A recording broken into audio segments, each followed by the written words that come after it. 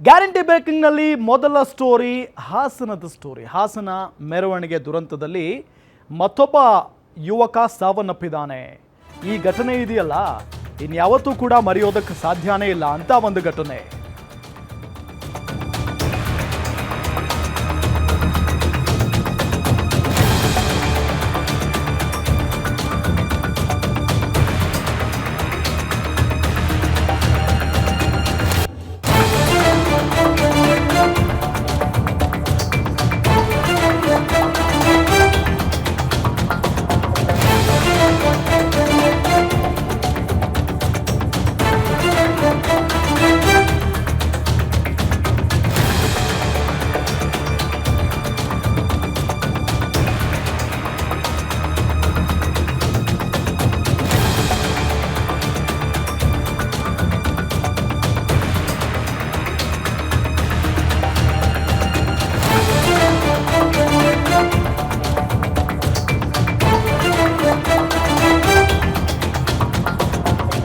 ಹಾಸನ ಮೆರವಣಿಗೆ ದುರಂತದಲ್ಲಿ ಮತ್ತೊಬ್ಬ ಯುವಕ ಸಾವನ್ನಪ್ಪಿರುವುದು. ಮೊಸಳೆ ಹೊಸಹಳ್ಳಿ ದುರಂತದ ಸಾವಿನ ಸಂಖ್ಯೆ ಈಗ 10ಕ್ಕೆ ಏರಿಕೆಯಾಗಿದೆ.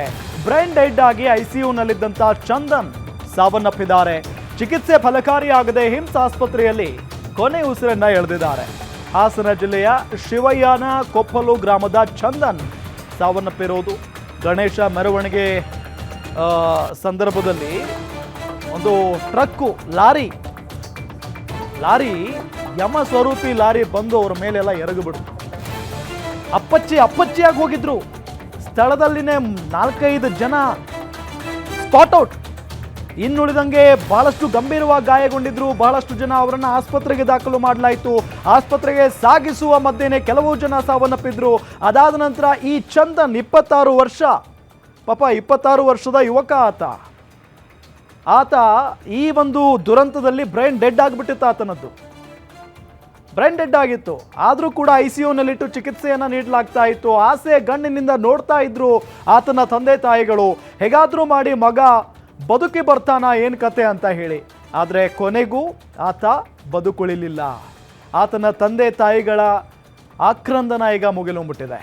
ನಿಜಕ್ಕೂ ಆ ದೃಶ್ಯ ಇದೆಯಲ್ಲ, ನಿನ್ನೆ ರಾತ್ರಿ ಏಕಾಏಕಿಯಾಗಿ ಆ ದೃಶ್ಯ ಬರುತ್ತೆ, ಎಲ್ಲ ಕಡೆ ಸಾಮಾಜಿಕ ಜಾಲತಾಣಗಳಲ್ಲೂ ಹರಿದಾಡಕ್ಕೆ ಶುರುವಾಗುತ್ತೆ. ಆ ದೃಶ್ಯ ನೋಡಿದ ತಕ್ಷಣವೇ ಭಯ ಆಗಿಬಿಡ್ತು. ಯಾಕೆ ಅಂತ ಹೇಳಿದರೆ ಲಿಟ್ರಲಿ ಈಗ ಎಲ್ಲ ಕಡೆಯೂ ಕೂಡ ಗಣೇಶ ಮೆರವಣಿಗೆ ವಿಸರ್ಜನೆಗೋಸ್ಕರ ಅಂತ ಹೇಳಿ ಗಣೇಶ ವಿಸರ್ಜನೆ ಸಂದರ್ಭದಲ್ಲಿ ಬಹಳಷ್ಟು ಯುವಕ ಯುವತಿಯರು ಕುಣಿದು ಕುಪ್ಪಳಿಸ್ತಾ ಇರ್ತಾರೆ. ಒಂದು ಸಂಭ್ರಮದ ವಾತಾವರಣ. ಅಂಥ ಸಂದರ್ಭದಲ್ಲಿ ಯಮ ಸ್ವರೂಪಿ ಲಾರಿ ಒಂದು ಬಂದು ಆ ಗಣೇಶ ಸಂಭ್ರಮ ಸಂದರ್ಭದಲ್ಲಿ ನುಗ್ಗು ಬಿಡುತ್ತೆ ಅಂತ ಅಂದಾಗ ಹೇಗಪ್ಪ ಇದೆಲ್ಲ ಸಾಧ್ಯ ಅಂತ ಅನಿಸ್ಬಿಡ್ತು. ನೋಡಿ, ಆ ಲಾರಿ ಬಲಗಡೆ ದೃಶ್ಯದಲ್ಲಿ ನಮಗೆ ತೋರಿಸ್ತಾ ಇದ್ದೀವಿ. ಆ ಲಾರಿ ವೇಗವಾಗಿ ಬರ್ತಾ ಇದೆ, ಪಕ್ಕದಲ್ಲಿ ಜನ ನಿಂತ್ಕೊಂಡಿದ್ದಾರೆ ಅನ್ನೋ ಕಾಮನ್ ಸೆನ್ಸ್ ಕೂಡ ಆ ಡ್ರೈವರ್ಗಿಲ್ಲ. ಮುಂದೆ ಇದ್ದಂಥ ಆ ಬೈಕ್ಗೆ ಡಿಕ್ಕಿ ಹೊಡೆಯೋದನ್ನು ತಪ್ಪಿಸೋದಕ್ಕೆ ಹೋಗಿ ರೈಟ್ ಸೈಡ್ ಬಂದುಬಿಡ್ತಾನೆ. ರೈಟ್ ಸೈಡ್ನಲ್ಲಿ 100 ಜನ ಡ್ಯಾನ್ಸ್ ಮಾಡ್ತಾ ಇದ್ರು, ಕುಣಿದು ಕುಪ್ಪಳಿಸ್ತಾ ಇದ್ರು, ಎಂಜಾಯ್ ಮಾಡ್ತಾ ಇದ್ರು. ಅವರ ಮೇಲೆ ಲಾರಿ ಹತ್ತಿಸ್ಕೊಂಡು ಹೋಗ್ಬಿಡ್ತಾನೆ ಆತ. ಅವ್ರ ಮೇಲೆ ನೋಡಿ ಅಲ್ಲಿ ಆ ದೃಶ್ಯನ, ಭಯ ಆಗೋಗ್ಬಿಡುತ್ತೆ. ಅದಾದ ನಂತರ 9 ಜನ ಸಾಯ್ತಾರೆ. ಇವತ್ತು ಮತ್ತೊಬ್ಬ ಯುವಕ ಸಾವನ್ನಪ್ಪಿದ್ದಾನೆ ಆಸ್ಪತ್ರೆಯಲ್ಲಿ. ಸೊ ಟೋಟಲ್ ಆಗಿ 10 ಜನ ಯುವಕರು ಬಲಿಯಾಗಿದ್ದಾರೆ. ಸತ್ತವರೆಲ್ಲರೂ ಕೂಡ ಯುವಕರೇ ಎಲ್ಲರೂ ಕೂಡ. ಆ ಮನೆಗೆ ಆಧಾರವಾಗಬೇಕಾಗಿದ್ದಂಥ ಯುವಕರು ಬಲಿಯಾಗಿ ಹೋಗ್ಬಿಟ್ರು. ಅವರ ಕುಟುಂಬಸ್ಥರು ಇದಾರಲ್ಲ, ಇನ್ನು ಸಾಯೋವರೆಗೂ ಗಣೇಶ ಹಬ್ಬ ಮಾಡಲ್ಲ. ಅವರು ಯಾವತ್ತೂ ಮಾಡಲ್ಲ ಗಣೇಶ ಹಬ್ಬ. ತಮ್ಮ ಮಕ್ಕಳನ್ನು, ಎದೆ ಎತ್ತರಕ್ಕೆ ಬೆಳೆದಂಥ ಮಕ್ಕಳನ್ನು ಕಳ್ಕೊಂಡಿರುವಂಥ ಆ ತಂದೆ ತಾಯಿಗಳು ಇನ್ನು ಯಾವತ್ತೂ ಕೂಡ ಗಣೇಶ ಹಬ್ಬ ಮಾಡಲ್ಲ ಅಂತ ಕಾಣಿಸುತ್ತೆ. ಅಂಥ ಘಟನೆ ಇದು. ಒಂದೇ ಒಂದು ಕ್ಷಣದಲ್ಲಿ ಆಗಿ ಹೋಗಿರುವಂಥ ಘಟನೆ ಇದು. ಎಂಥ ಖುಷಿಯಾಗಿದ್ರು ಆ ಯುವಕರು ಅಂತ ಅಂದರೆ, ಆರಾಮಾಗಿ ಮ್ಯೂಸಿಕ್ನಲ್ಲಿ ಮಸ್ತಾಗಿ ಡ್ಯಾನ್ಸ್ ಮಾಡಿಕೊಂಡು ಖುಷಿಯಾಗಿದ್ರು ಪ್ರತಿಯೊಬ್ಬರು ಕೂಡ. ಅದು ಹೆಂಗೆ ಬಂತೋ ಏನೋ ಗೊತ್ತಿಲ್ಲ ಲಾರಿ, ಅದು ಹೆಂಗೆ ಬಂತೋ ಏನೋ ಗೊತ್ತಿಲ್ಲ.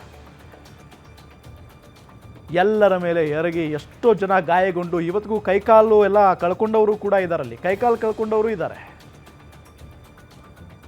ಇದೇ ವಿಚಾರಕ್ಕೆ ಸಂಬಂಧಪಟ್ಟಂತೆ ಡೀಟೇಲ್ಸ್ ಕೊಡ್ತಾರೆ ನಮ್ಮ ಹಾಸನ ರಿಪೋರ್ಟರ್ ಚೇತನ್. ನಿಜಕ್ಕೂ ಭಾಳ ನೋವಿನ ಸಂಗತಿ ಇದು. 9 ಜನ ಸಾವನ್ನಪ್ಪಿದ್ರು, ಈಗ ಮತ್ತೊಬ್ಬ ಯುವಕ ಬಲಿಯಾಗಿದ್ದಾರೆ.